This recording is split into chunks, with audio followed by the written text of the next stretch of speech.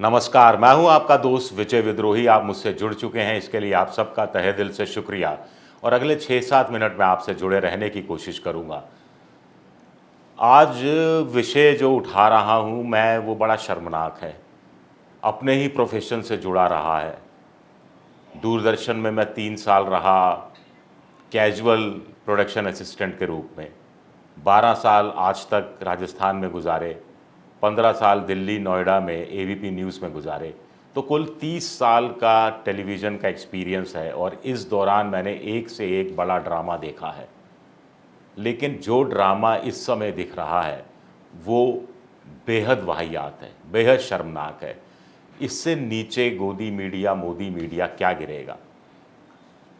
आपको ध्यान होगा बात मैं कर रहा हूँ उस वीडियो की जिसमें एक महिला एंकर है, स्टूडियो में है। स्टूडियो में तूफ़ान आ रहा है ऐसा आभास दिया जा रहा है। उसकी छतरी दाएं बाएं हो रही हैं, कभी वो यूं गिर रही है, कभी यूं बल खा रही है, कभी यूं बल खा रही है, सांस उखड़ रही है, बोला भी नहीं जा रहा है।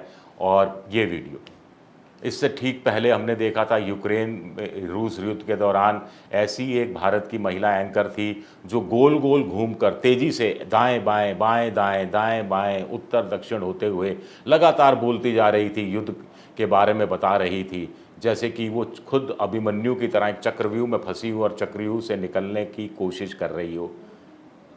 और आसपास लोग शायद हंस रहे होंगे। चलिए, युद्ध में जो इतनी विभीषिका थी जिसमें लोगों के चेहरे की मुस्कान खत्म हो गई थी, शायद उस महिला एंकर ने कुछ लोगों को हंसा दिया होगा कुछ समय के लिए। लेकिन इससे ज़्यादा वाहियात युद्ध की रिपोर्टिंग क्या होगी। युद्ध अपने आप में समस्या है, विभीषिका है, त्रासदी है। और त्रासदी की रिपोर्टिंग इस तरह से नहीं की जाती। तूफान आना एक त्रासदी से कम नहीं है। और वैसे भी महिला एंकर को किसके दिमाग की उपज है कि इस तरह खड़ा कर दिया बोलने के लिए। आपके पास वीडियो नहीं था क्या? फील्ड में रिपोर्टर नहीं थे? फील्ड में रिपोर्टर थे, वीडियो था, पानी था, लहरें थी, लोगों को निकासी थी, राहत कैंप में ले जाया जा रहा था, कुछ कहीं जान माल का नुकसान हुआ था, कोई उसकी भी खबरें थी, उखड़े हुए पेड़ थे, खंबे थे, आदि आदि आदि। तो ऐसे में फिर क्या ज़रूरत थी। और 2 और चैनल ने तो हवाई जहाज़ से हवाई सर्वेक्षण कराना शुरू कर दिया, जैसे कोई कोई बहुत बड़ी चीज़ दिखाने वाले हों। विभीषिका की कवरेज क्या इस तरह से की जाती है।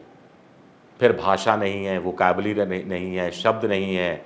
आपके पास फील्ड में रिपोर्टर है जो आपसे 1000 गुना ज़्यादा बेहतर ढंग से चीज़ों को समझा सकता है। और जो भी दर्शक है आपके टीवी चैनल पर आ रहा है, वो देखना चाह रहा है कि कहाँ तूफ़ान आ रहा है, वहाँ क्या सरकारी प्रयास किए गए हैं, क्या उन प्रयासों में कमी है, एनडीआरएफ की टीमें कहाँ-कहाँ पहुँची हैं, पुलिस को, सेना को, अर्धसैनिक बलों को कहाँ-कहाँ लगाया गया है। वो किसी इस एंकर की नौटंकी देखने के लिए नहीं आएँगे आपके चैनल पर।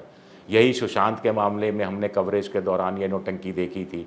आर्यन वाला मामला था, उसमें ये नौटंकी देखी थी। ऐसा काम और जगह भी किया गया।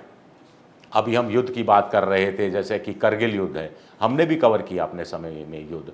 राजस्थान में शहीदों की शव आया करते थे, उनको कैसे दाह संस्कार होता था, पूरा माहौल गमगीन हो जाता था। तो हमने राष्ट्रभक्ति का भी ध्यान रखा, राष्ट्रवाद का भी ध्यान रखा, पॉलिटिक्स का भी ध्यान रखा। पहली बार क्यों शव गांव देहात में उनके घरों पर भेजे गए, इसका पॉलिटिकल फ़ायदा उठाने की कोशिश कैसे उस समय अटल बिहारी वाजपेयी की सरकार कर रही थी, इस पहलू को भी हमने दिखाया।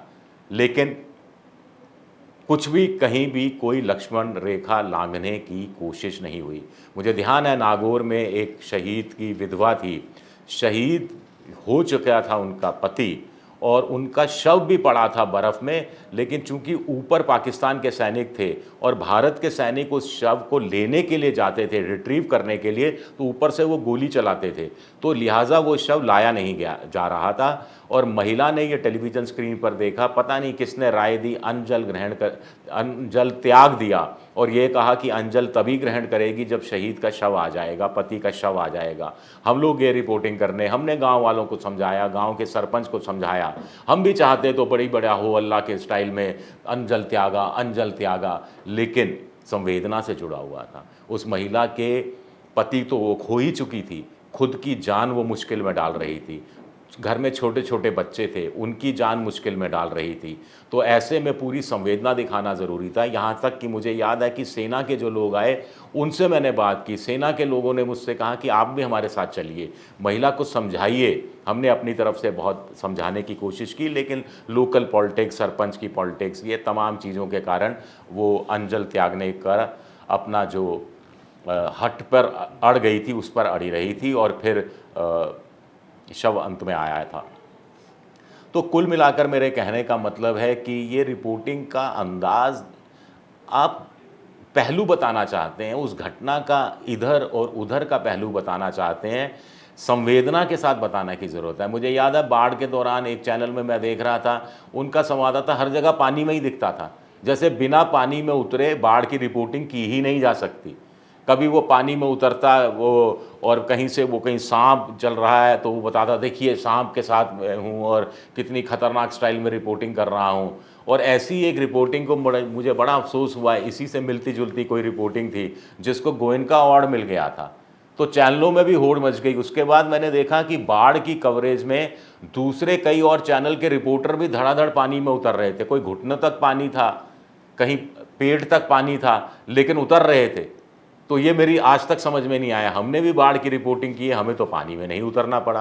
गोधरा दंगों के दौरान भी मैं था, भूकंप आया था, उसकी भी हमने रिपोर्टिंग की, लेकिन हमने पूरी संवेदना के साथ स्टोरी दिखाई। सुनामी मुझे याद आता है, नागापट्टनम में गया था, पुडुचेरी के पास नागापट्टनम में, वहाँ पर बहुत बर्बादी हुई थी। हमारे सामने वहाँ पर बुलडोज़र आते थे और जेसीबी मशीनें आती थी, गड्ढा खोदती थी, एक शव को वो लेती थी, शव को डालती थी, वहाँ डीडीटी पाउडर डाल दिया जाता था। दिन भर हम लाशों के बीच में रहते थे, लेकिन भाषा की प्रॉब्लम थी। हमने लोगों की, विधवाओं की आंसू, बच्चे जो यतीम हो गए थे, उनके आंसू, उनकी लाचारी, उनकी आँखों का क्लोज़अप, इनके माध्यम से कहानी कहने की कोशिश की थी। मुझे आज तक याद है पुडुचेरी में ही, हमें नागापट्टनम में ही एक समुद्र तट पर वेलंकनी के पास कोई जगह थी, वहाँ एक महिला मिल गई थी जो समुंदर के किनारे बैठी हुई थी और कुछ पिंडदान टाइप कर रही थी। तो पता लगा कि उसकी 2 बेटियां, एक छोटी बच्ची उसके साथ थी। तो कहानी पता लगी कि वो कैसे सुनामी में फंस गई थी, कैसे उस पेड़ की तने को पकड़कर उसने अपनी जान बचाई थी, अपनी और अपनी बेटी की, लेकिन दूसरी बेटी की जान नहीं बचा पाई थी।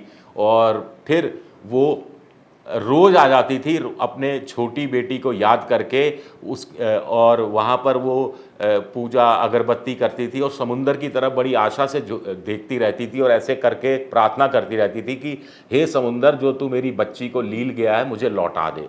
ऐसी रिपोर्टिंग हमने की थी। हम भी चाहते तो क्या कोई ड्रामा क्रिएट कर सकते थे, या उस समय का कोई एंकर सुनामी ले आता स्टूडियो के अंदर, सुनामी आ गई, एंकर डूब रहा है, एंकर पानी के जहाज़ में है, पानी का जहाज़ डूब रहा है, एंकर एक घर की छत पर है, सुनामी आकर छत को उड़ाए ले जा रही है या बिल्डिंग को गिरा रही है। इस तरह का कोई नौटंकी, इस तरह की कोई वाहियात हरकत, इस तरह की शर्मनाक हरकत हमारे दौर में नहीं होती थी। अब क्या संपादक नाम की चीज़ रह नहीं गई है? जो संपादक बचे भी हैं, उनकी भी रीढ़ की हड्डी खत्म हो गई है। सीईओ चैनल चलाते हैं, मालिक चैनल चलाते हैं, और टीआरपी ड्रिवन रेस हो गई है, टीआरपी चाहिए। अगर इस चैनल को इस घटना से टीआरपी मिल गई तो इससे ज़्यादा अफसोसनाक बात नहीं होगी, और कहीं ये ट्रेंड ना बन जाए, मुझे इस बात का ज़्यादा अफसोस होता है, ज़्यादा चिंता होती है। शुक्रिया मेरा ये वीडियो देखने के लिए। पसंद की आए तो लाइक कीजिए, सब्सक्राइब कीजिए, शेयर कीजिए, और ये घंटी जैसी आकृति ये दबा दीजिए ताकि नया वीडियो आए तो तत्काल आपको जानकारी मिल जाए। शुक्रिया, बहुत बहुत शुक्रिया।